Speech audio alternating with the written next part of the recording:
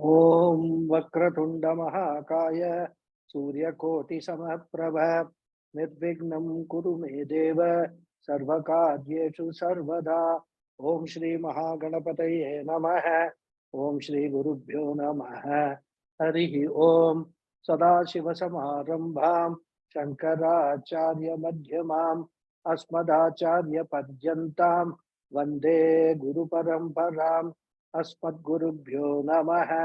श्रुतिस्मृतिपुराणानाम् आलयं करुणालयं नमामि भगवत्पादं शङ्करं लोकशङ्करं। शङ्करं शङ्कराचार्यं केशवं बादरायणं सूत्रभाष्यकृतौ वन्दे भगवन्तौ पुनः पुनः। ईश्वरो गुरुरात्मेति मूर्तिभेदविभागिने व्योमवद्व्याप्तदेहाय दक्षिणामूर्तये नमः। ओम श्री मेधा दक्षिणामूर्ति स्वामिने नमः। ओम सहनाववतु सहनौ भुनक्तु सह वीर्यं करवावहै तेजस्विनावधीतमस्तु मा विद्विषावहै। ओम शांति शांति शांति। हरि ओम। श्री गुरुभ्यो नमः। हरि ओम। सच्चिदानंद रूपाय कृष्णाय क्लिष्टकारिणे नमो वेदांत वेद्याय गुरवे बुद्धिसाक्षिणे कृष्णद्वैपायनं व्यासं सर्वलोकहिते रतं वेदाब्ज भास्करं वन्दे समाधिनिलयं मुनिं सहस्रमूर्ते पुरुषोत्तमस्य सहस्रनेत्राननपादबाहो सहस्रनाम्नां स्तवनं प्रशक्तं निरुच्यते जन्मजरादिशान्त्यै। ओम। Namaste once again everyone. Namaste Guruji. Namaste. Namaste Guruji. Namaste. Namaste. अनंतो हुद Bhokta सुखदो नैगजोग्रजः अनिर्विण्णः सधामर्षि लोगाधिष्ठानमद्भुतः. So we have seen up to Bhokta in the last class. So now the next Nama, 889th Nama is Sukhadaha. There is an alternate reading also because of the Sanskrit language allows for it. It is Asukhadaha. So which means Sukhadaha means the one who gives Sukha. Asukhadaha means the one who cuts Sukha. Bhaktanam Sukham Moksha Lakshanam Dadati iti Sukhadaha. Asukam Dhyati Khandayati iti va Asukhadaha. This is the two meaning Adi Shankara takes. So we have seen Bhagavan's name, Nama, as a Bhokta in the previous Nama, right? So if he is a Bhokta, the enjoyer, what do we get? So when one understands him as the Bhokta in everyone, one gets Moksha Sukha, which is the ultimate knowledge.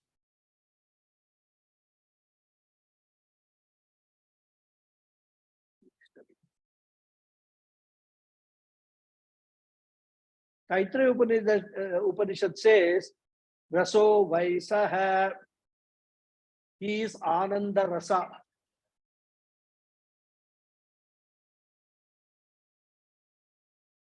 Rasam hevayam labdhvanandhi bhavati.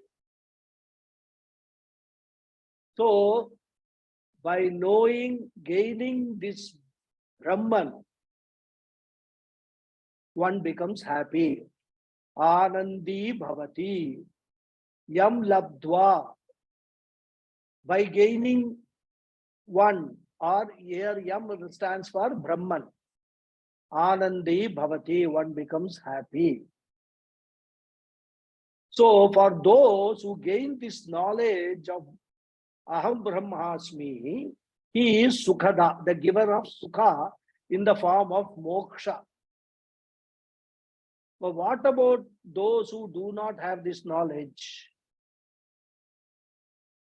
Whatever Vishaya Sukha they get, the happiness that they get out of the objects and peoples and situations, which is a limited Sukha, that is also from Ishvara only. Because the only source of all happiness is Ishvara. That we must clearly remember. Any happiness, whether it is a limited happiness or unlimited happiness, all the source is all Ishvara, Bhagavan only. Now the question will be, if Bhagavan gives Sukha, then who gives Dukkha?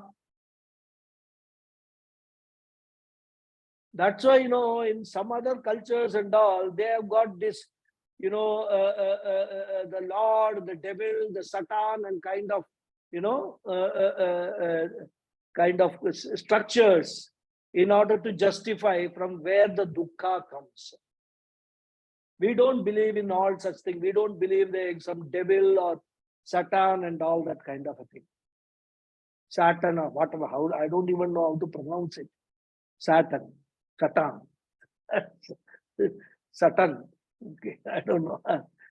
So, what we say, the dukkha also comes from him only. And why does he give dukkha? He doesn't give dukkha because of his own choice or, volition.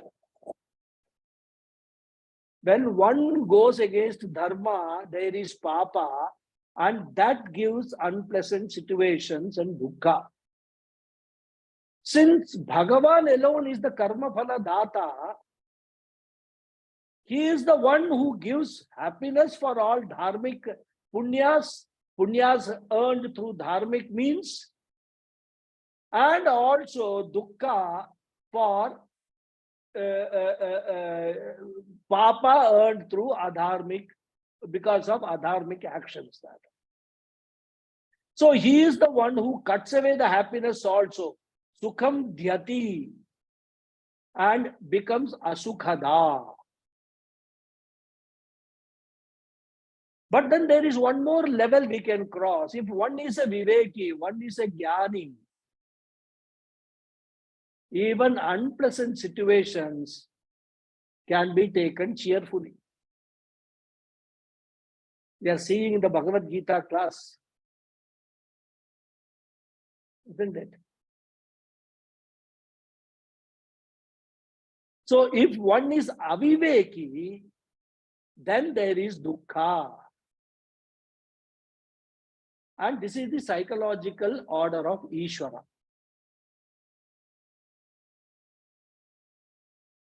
The word asukha is from nasukha, asukha, which is dukkha.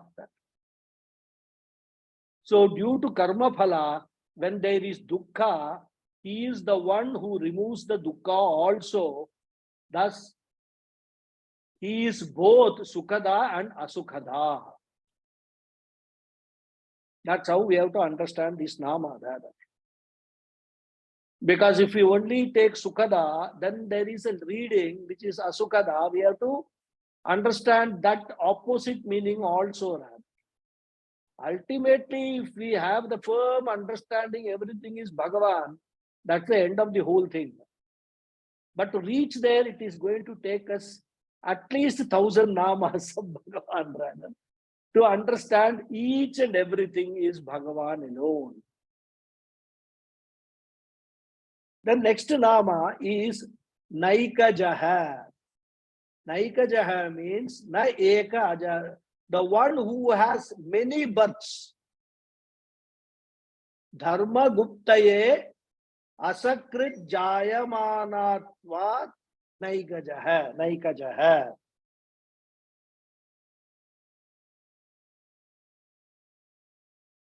Bhagavan is called Dharma Gopta. Dharma Gopta means the protector of Dharma. So, in order to protect Dharma, he is born many times, born again and again and again, and hence he is Naikaja. All this Naikaja refers to the various avatars of Mahavishnu.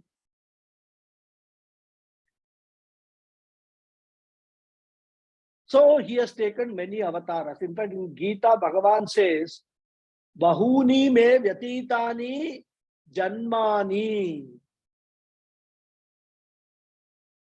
Bahuni me vyatitani. Many births have gone by for me. I have gone through so many births. 4th chapter. He says to Arjuna, I was the one who taught this Brahma Vidya to Surya. So Arjuna is stunned. Arjuna asked, how can that be? You are only born now. But Surya has been there for beginningless times. How can you say that you have taught Brahma Vidya to Surya? Bhagavan then says, Bahuni me vyatitani. And he says, I am aware of it. But Arjuna, same is the case with you also, but you are not aware of it. That's all. That is the difference between a Viveki and Aviveki, a Jnani and Ajnani. A knowledgeable person and an ignorant person from the point of view of self-knowledge.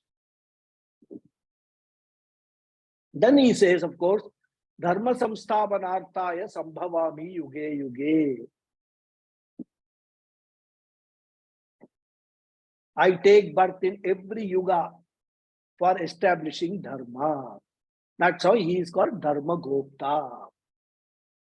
So, when the adharma becomes unbearable, when adharmic people start troubling dharmic people endlessly, and it becomes unbearable for the dharmic people, what do? They pray to Bhagavan to save them.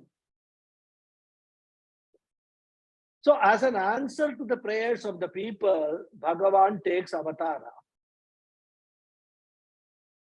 So if you actually understand what is avatara, it is nothing but creation of the people through their prayers.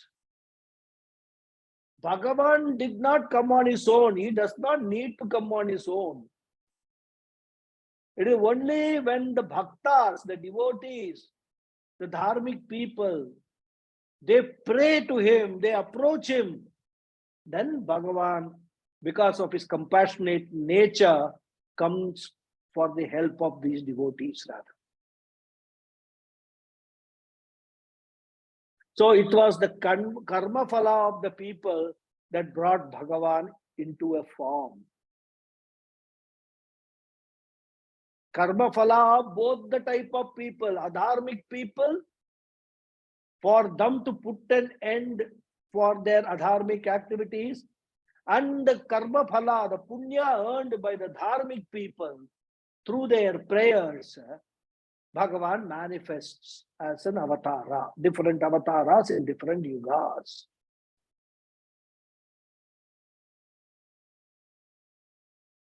So we cannot really say whether Bhagavan out of his own will, keeping Maya under his control, brought a body into being, or the avatara was created by the devotees who prayed to the Lord to protect them from adharma.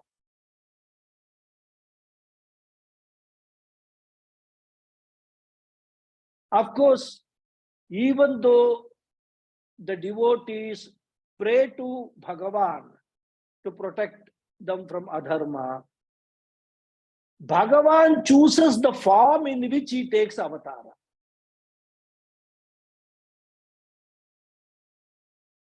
Because devotees do not know in what form that avatara will come and protect.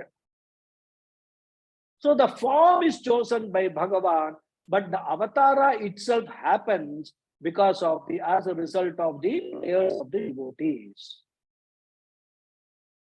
And at least we are aware of 10 Dashavataras. So he was not born once or one time, but Naikaja, born many times. This is the meaning of the word Naikaja. Then Agraja, the one who was born first. Agre Jayate iti Agraja, Hiranya Garbha Samavartata Agre. This is Rig Samhita. Ityadi Shrutehe.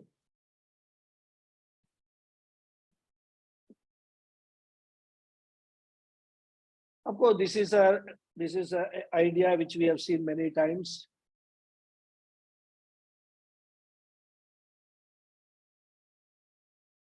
At the beginning of the creation, he alone became the first Hiranyagarbha and then Virat.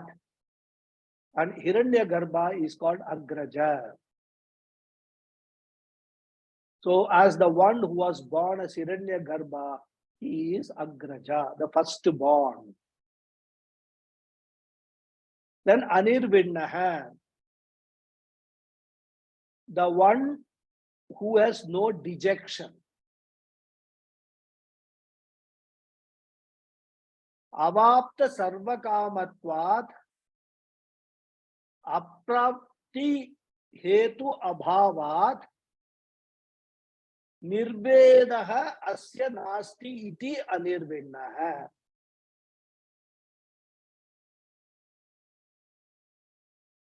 In Mundaka Upanishad, it is said, Pariksha lokan karmachitan brahmanah nirvedamaya.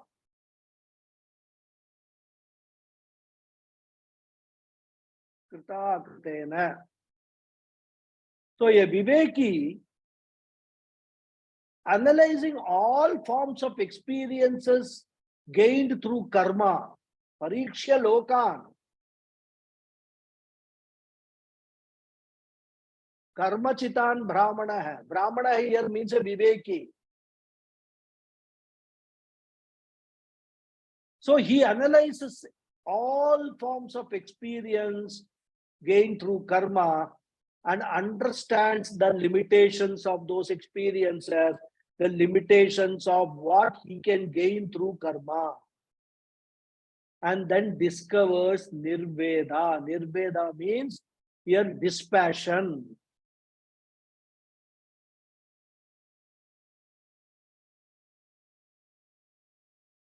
He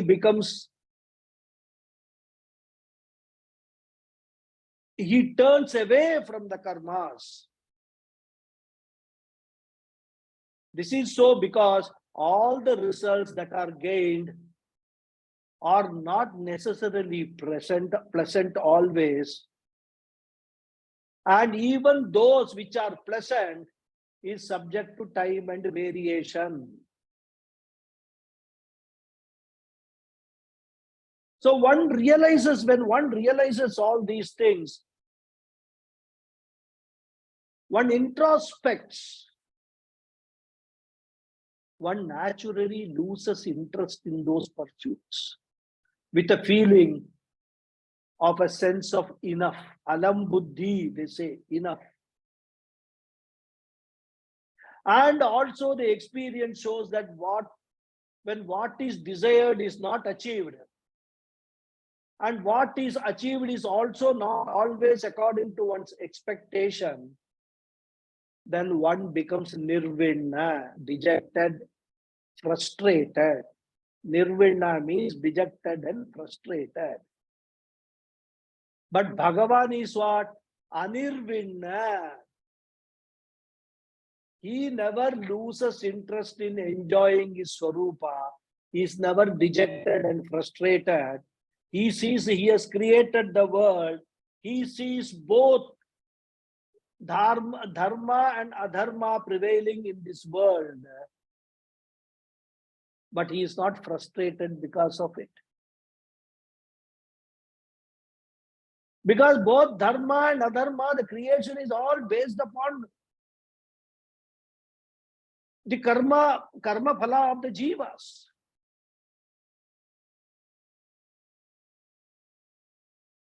And moreover, he is not frustrated because he is Purnaha, he is limitless, and he enjoys Ananda, Purna Ananda, limitless joy. Also, by this creation or whatever happens through any karmas, there is nothing for him to gain and nothing for him to lose, and there is nothing that he cannot gain also. So when one becomes totally neutral, he becomes anirvidna. This is very important because whenever we are meditating and we want to progress in the spiritual path, this is one of the goals. Let me become anirvidna like you, Bhagavan. Let me not suffer any depression, dejection, frustration in my life because of whether I have got something or I have not got something. So that is anirvidna. Then Sadamarshi. Sadamarshi. Adi Shankara takes a beautiful meaning. The one who bears with Satpurushas. Satah sadhun abhimukyena brishyate shamate iti Sadamarshi. Bhagavan is Sadamarshi. He understands and bears with people because they are Satpurushas. Bhagavan understands the limitations of the people and patiently bears with them. This is called Marshana.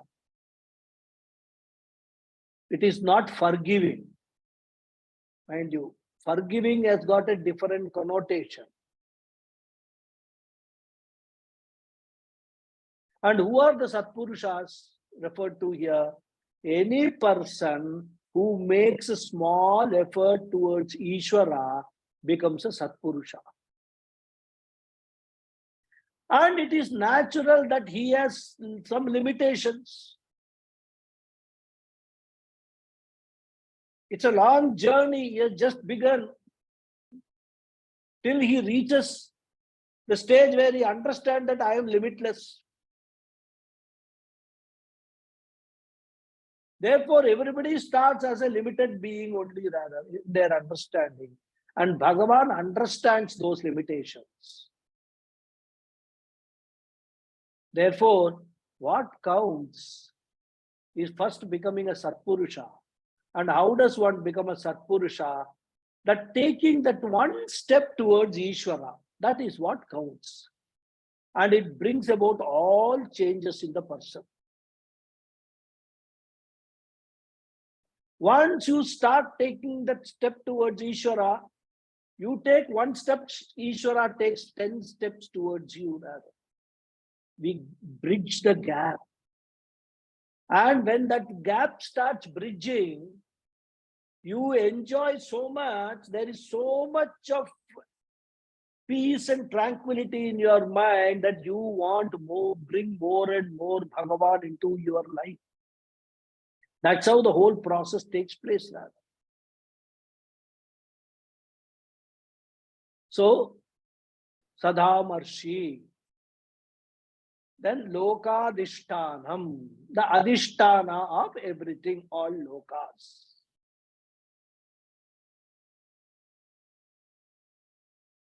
Tamanadharam adharam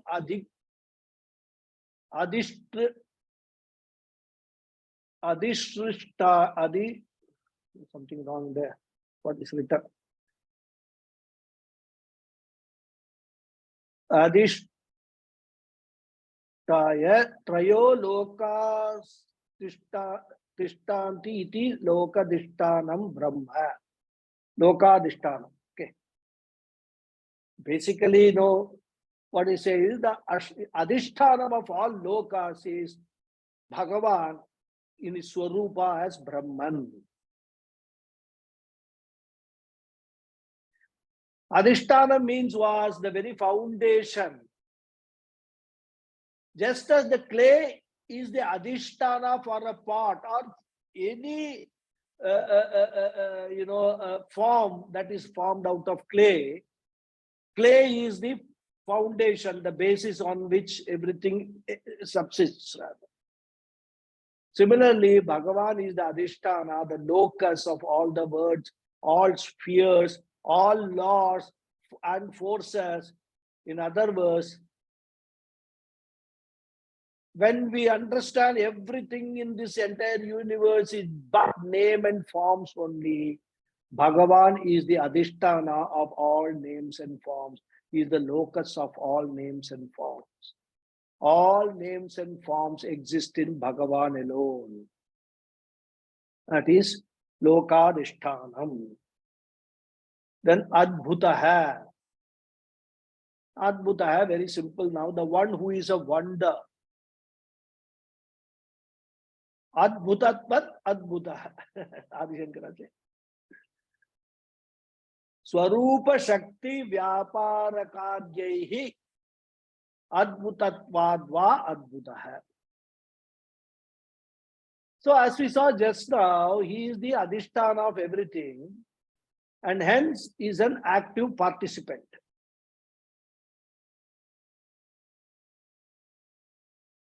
Anything that happens in world cannot happen without Ishvara being involved in it, isn't it? Because he is the foundation. He is the locus. But at the same time, he is Asanga. He is not affected in any way by any of the things that is happening in the world. He is just Sakshi. And when we try to understand this, it's a wonder. How can that be? There's somebody who is involved in something but not affected by it.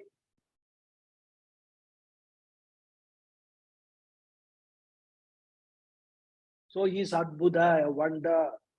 When you look at Ishvara from any angle, he is wonder only.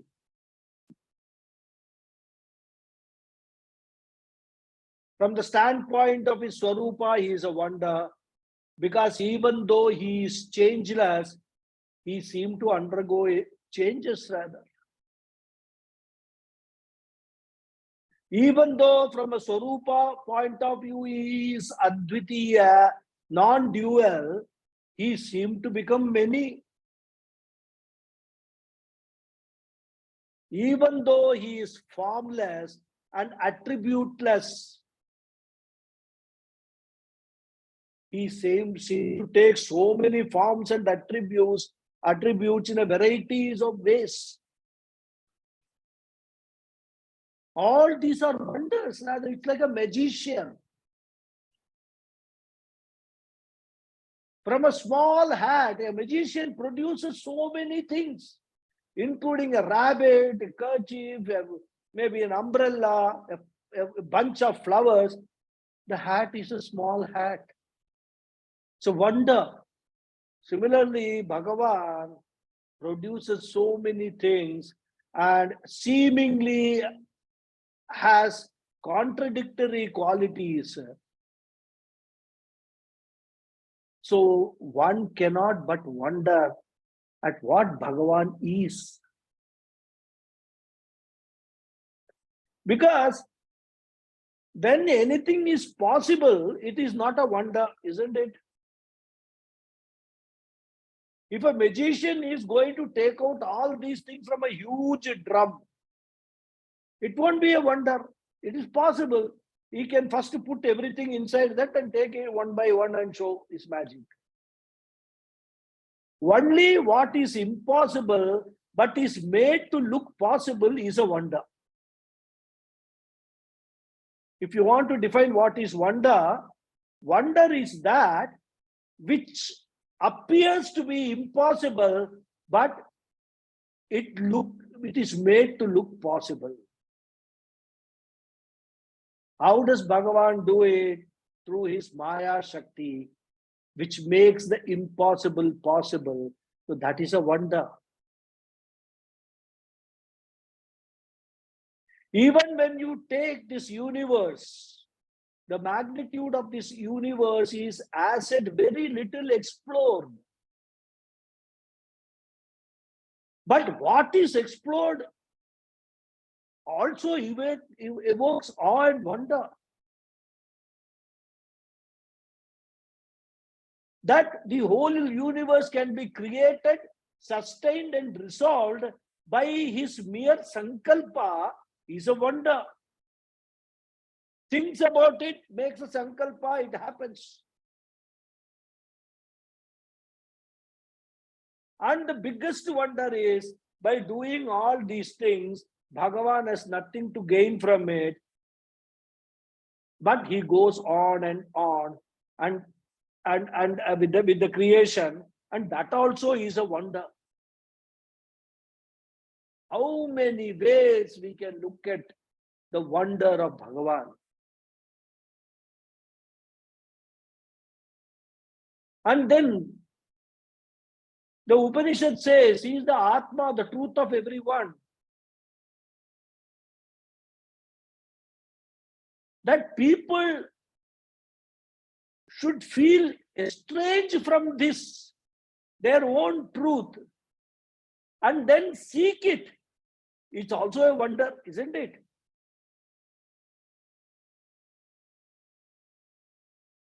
When somebody has got their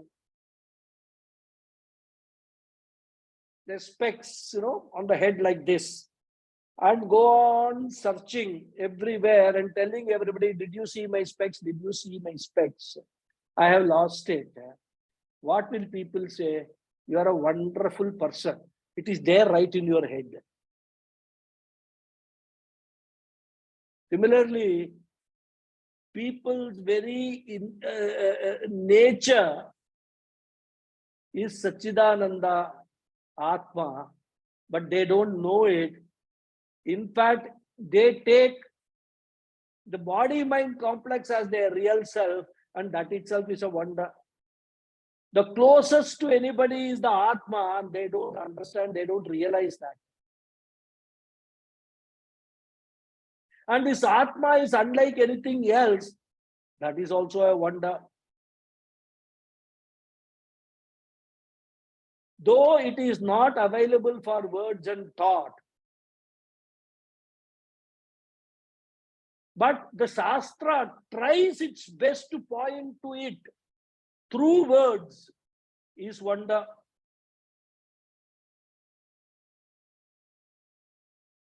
Kathopanishad says, Sravanayapi bahubihi na labhyah shrunvantopi bahavoho yam na viduhu ascharyo bhakta kushalosya labdha ascharyo jnata kusalanushishta. Even when they go through Shravanam,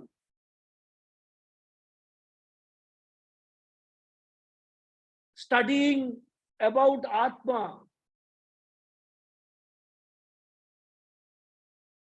it is not available.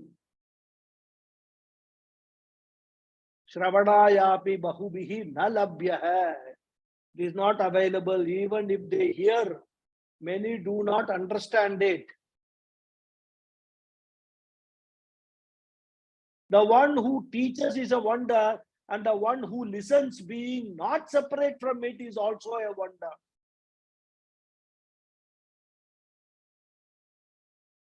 The one who understands, being taught by a proficient teacher, is another wonder. And this thing, this wonder, is dealt with in our Shastras. Even Bhagavad Gita says, Ascharyavat pashyati kaschidenam, Ascharyavat vadati tataiva chanyah. आश्चर्यवत् चैनमन्य शृणोति श्रुत्वाप्येनं वेद न चैव कश्चित्. One looks upon the self as a wonder, another speaks of it as a wonder, another hears it as a wonder, still another, even after hearing about the self, does not understand it at all, and that is the biggest wonder.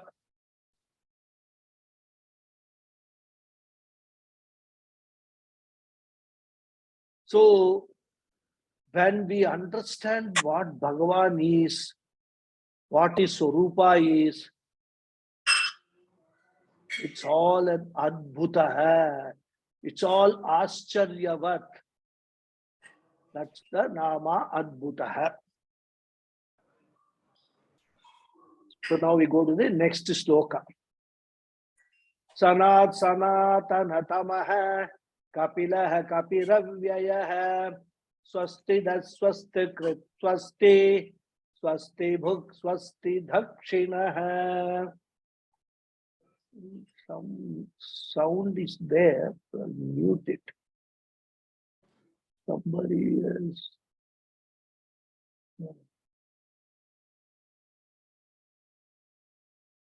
So this sloka has got 10 namas. Sanat, Sanatana Tamaha, Kapilaha, Kapihi, Avyayaha, Swastidaha, Swastikrit, Swasti, Swasti Bhuk, Swasti Dhakshinaha. Lot of swastis, auspiciousness is coming in this sloka.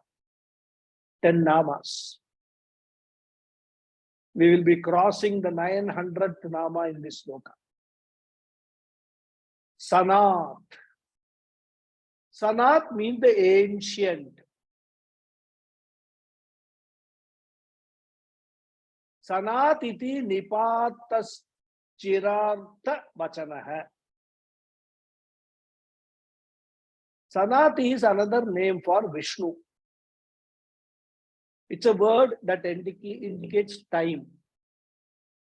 And time means what? Indicates time which lasts forever. That's why our dharma is called Sanatana Dharma. It was there, it is there, and it will be there. So here Parameshwara is presented as Kala, the time, which of course brings in space also into it. It is time that brings about the creation of the Jagat. Without time and space, there cannot be motion, and Jagat is all but motion only. Continuous motion is Jagat. That's why it's called Jagat. Jagati iti Jagat. Continuously moving. So when one inquires into time, as we have seen earlier also, what is time? You start inquiring into, time disappears.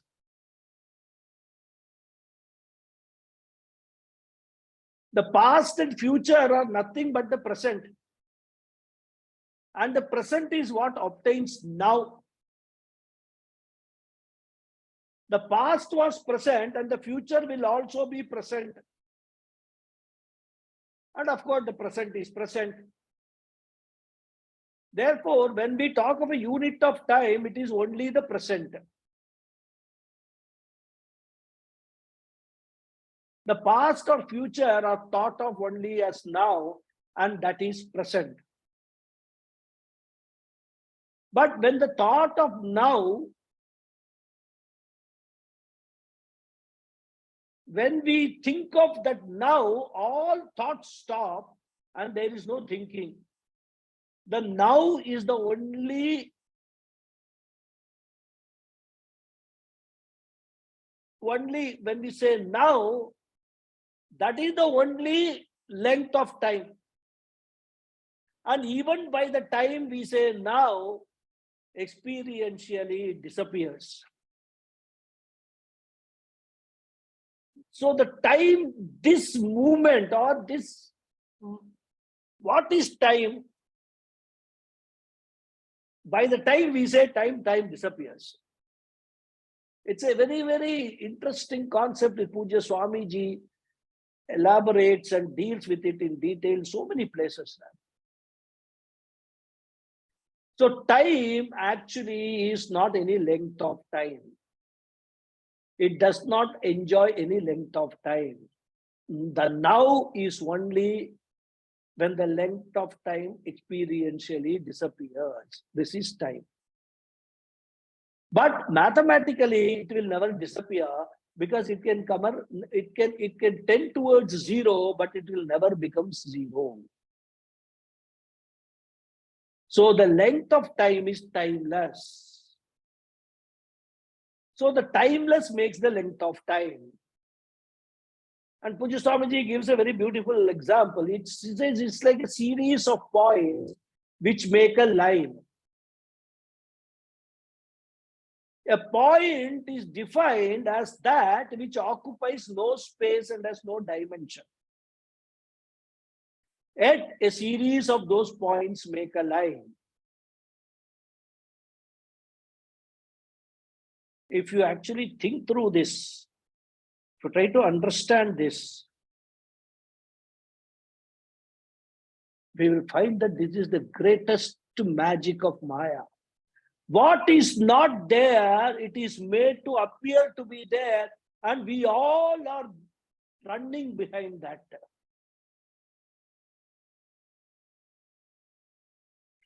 That's why you say Ishvara is beyond time and space, because the time and space is within Ishvara's creation only. This is the Maya Shakti of Ishvara. So Ishvara is Sanat, has always been there, and hence he is ancient. And this word Sanat actually conveys that before everything, Sadeva Saumya Idamagram Asid, Idamagre Asid, Sat Eva, existence alone, was there before everything else happened, including time. So he is Sanat. Not only he is Sanat, he is Sanatana Tamaha, the most ancient of the ancient. Because whenever we use the word ancient, immediately there is a time concept comes in our mind. Oh, long ago. But long ago is also within the time framework of some time. So here it is being clarified.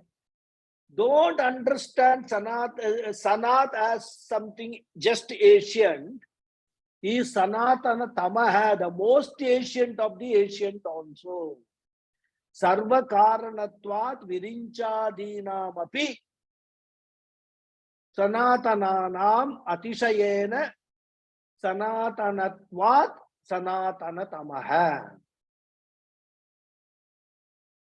In fact, this Tamah Pratyaya is a suffix added to the words in Sanskrit language to indicate a superlative degree. Taraf Pratyaya is comparative. Tamah Pratyaya is superlative. So Sanatana Tama means the most ancient. So what is most ancient?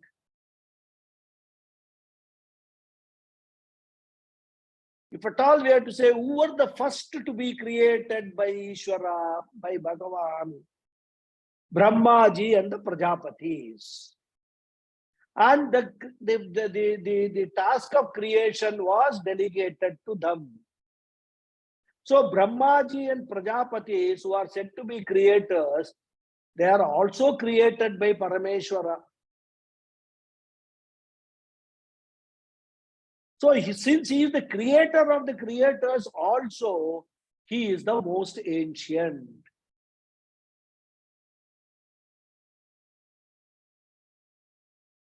Again, we must remember that the word most ancient also can be misconstrued as being within the time. Therefore, we must always, whenever we are looking at these namas, we must always keep in our mind that Bhagavan is the ultimate nimitta karana and upadana karana. He is the cause of time and hence he is timeless, beyond time. That we must always remember. Then Kapilaha. Kapilaha is one who is brownish red. Badavanalasya Kapilaha Varna iti tadrupi Kapilaha.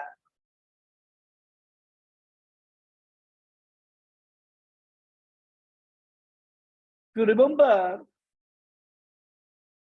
one of the earlier namas, he was referred to as Maharshi Kapilacharya. There Kapilaha was taken as Maharshi Kapilacharya. Here Kapilaha meaning is taken as brownish red color.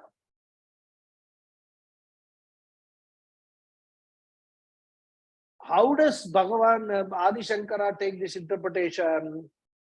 The Puranas talk of a great fire within the ocean called Badavanala. The great fire within the ocean is called Badavanala. It could be volcanoes in the ocean, on the ocean bed, and whose eruptions caused small and large islands. So he is Kapila, brownish red, in the form of Badavanala, the law and order that keeps the oceans and their islands what they are. Where they are also within all this formation of these islands and all these, what the activities that happen under the ocean floor, all are they form part and parcel of the law and order, the cosmic order. So Kapilaha also is a name with which is a nama with which we can refer to Bhagavan. Then Kapihi, the one who drinks water. See, normally those who know a little bit Sanskrit, they will, whenever they are told Kapihi, they will actually think that the word means a monkey. But here Adi Shankara, you know what he does? He takes a different meaning, the one who drinks the water. Kam jalam rashmibihi piban kapihi suryaha kapihi varaho va. Two meanings he takes. He says kapihi means the Surya. So, as I said, the word kapi has got many meanings. Monkey, elephant, boar. Sun is also called kapihi. So, as Bhagavan took avatara as Varaha, as a boar, he is Kapi. So that is one way we can understand Kapi as being Varaha avatara. And the sun is also called Kapi because it drinks Ka. Ka means water in a subtle way. It evaporates the water from the ocean through its rays of heat, and then the clouds are formed, and the clouds start raining again. So the surface water in the ponds and lakes evaporate and they become dry because of the sun. The Lord in the form of sun, from the standpoint of this function, like as though he is drinking all the water from the lake and all the water bodies, is called Kapi. Then Apyayaha. Apyayaha means the place of resolution. Pralayesmin apiyanti jaganti iti apyayaha.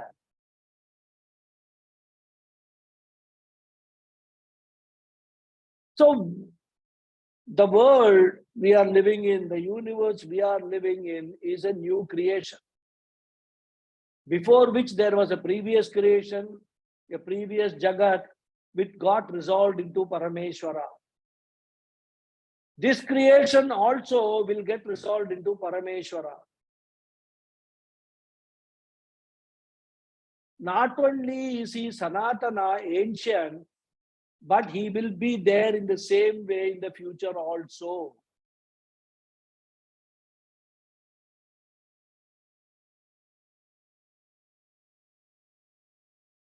So this entire Jagat with all beings and objects along with time and space goes back unto Parameshwara, and hence he is Apyaya, the locus of resolution.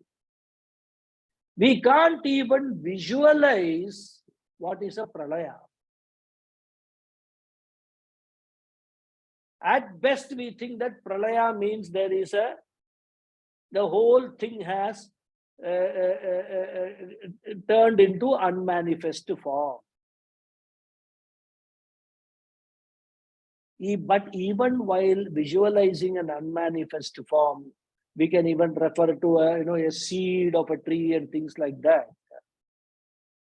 It will be extremely difficult for us to visualize that even time and space become unmanifest.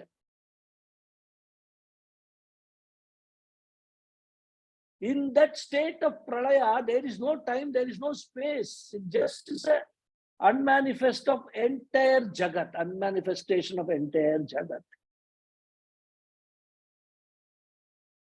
That's a great wonder. I mean, the more you think about it, the more you need to understand all these things. So, Swastidaha. We have come to the Swasti group of namas. In fact, this one, Apyaya was the 900th nama. So we have completed 9/10 of our portion. 901 is Swastidaha, the one who gives Mangalam. Bhaktanam Swasti Mangalam Dadati iti Swastidaha. Because his grace will give Swasti, auspiciousness, he is Swastidaha. The gain of any desired Purushartha is auspicious.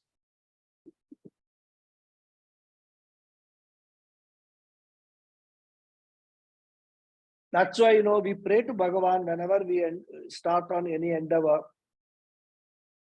We invite the auspiciousness, pray for the auspiciousness so that everything should be,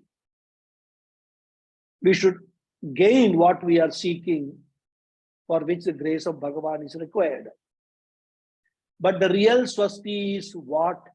Moksha, the grand finale, beyond which there is nothing more to be gained. That is the ultimate auspiciousness. Moksha, liberation from samsara. Then Swastikrit. Swastidaha, the one who gives Mangala. How can he give Mangala? He is the creator of Mangala. Swastikrit, the one who makes Mangala. Tadeva karoti iti Swastikrit. So Bhagavan is not only Swastida, but is also Swastikrit, the maker of Swasti. So as we have seen, Swasti can be a relative well-being and joy, as well as absolute well-being and joy in form of moksha. And what is the absolute well-being? That is only in the knowledge of Ishvara. And how does he create the Swasti? By giving one the karma phala. He gives the results for actions such as prayers and creates an atmosphere which is conducive for auspiciousness, Swasti. So when one appreciates Ishvara, he is Swastikrit as the Drishtaphala, the immediate result.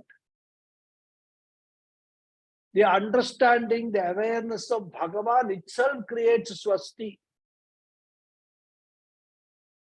There is nothing else in this entire life which can create swasti other than understanding what Bhagavan is. He thus becomes swastikrit. And when that understanding is there, we get both drishtaphala and adrishtaphala. Adrishtaphala in the form of punya, which gains us the grace of Bhagavan.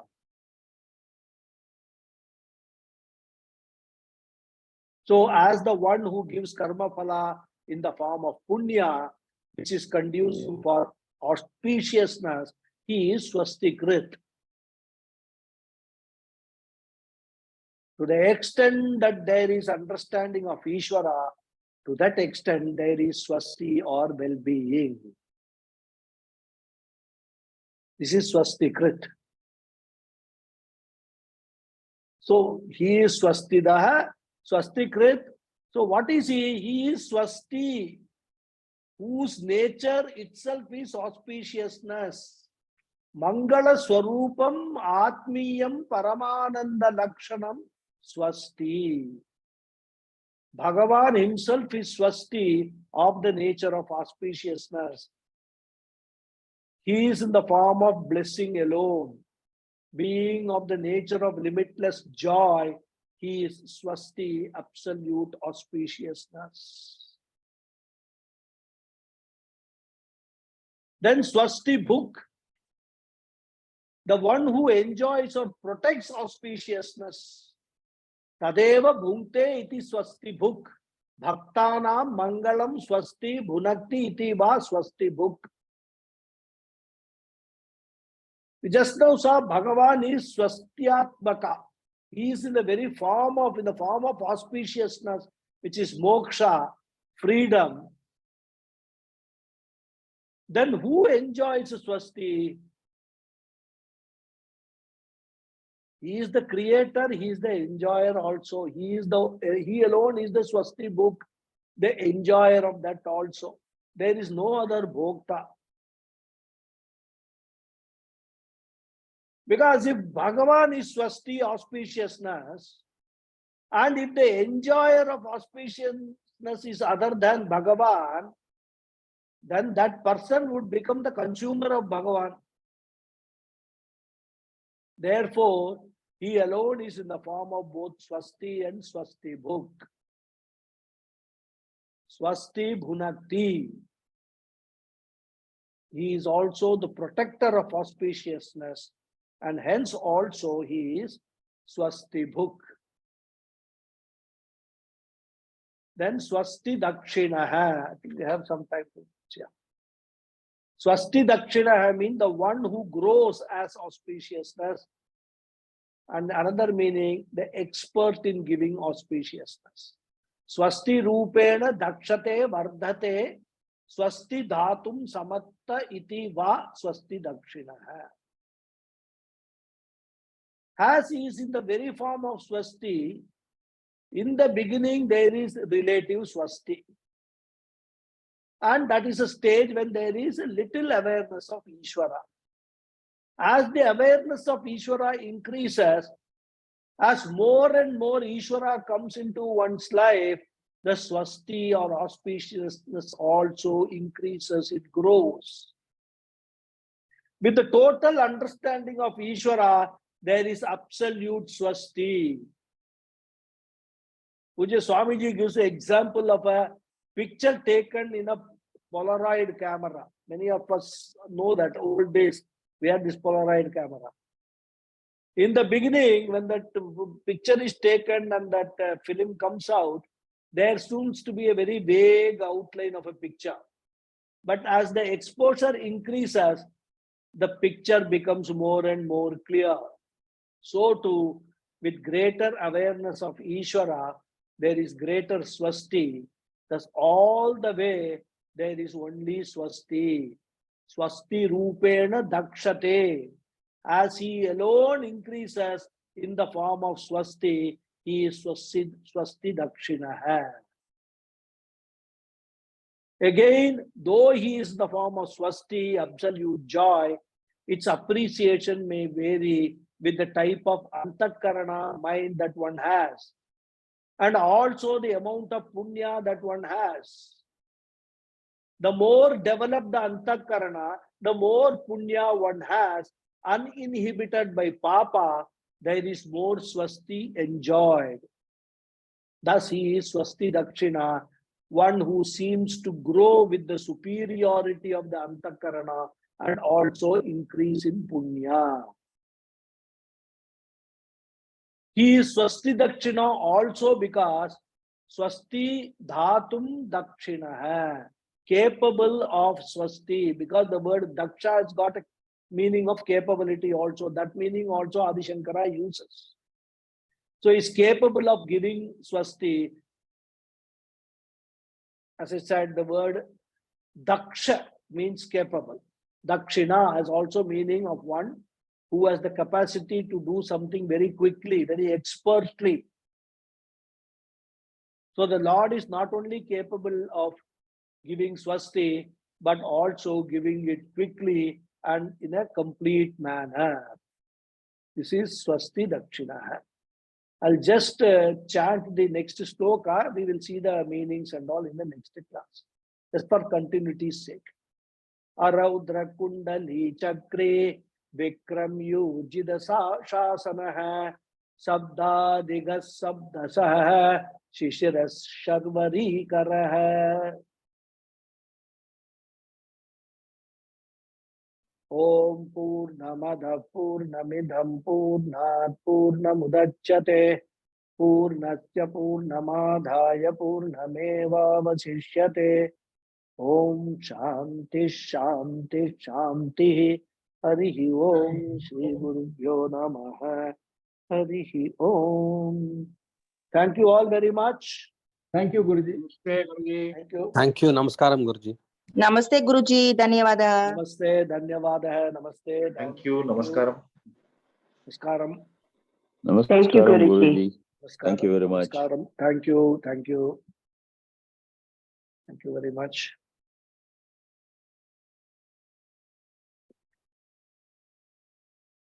Any questions? Anybody has any doubts, any clarifications?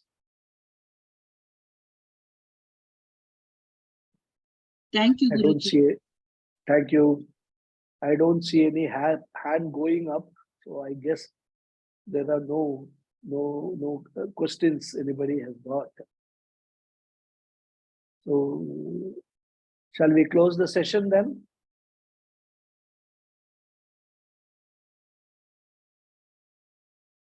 For that also, I'm not getting an answer. Okay. I think we will close it. Okay. Hariyo. See you next Sunday.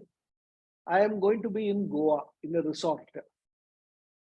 So, of course, they have told me that there is a high-speed internet, so I intend conducting the classes from there. But by any chance, if there is some problem with the net connection, then I will let you all know. Then accordingly, we will decide. I will know that only on Sunday morning when I reach there. So just making you aware that there is a possibility. But I will try my best because I don't want to miss any class from my side. when I am traveling or doing anything, I want to make it a point that the classes that I conduct remain the center of my life. Anything else can happen around it.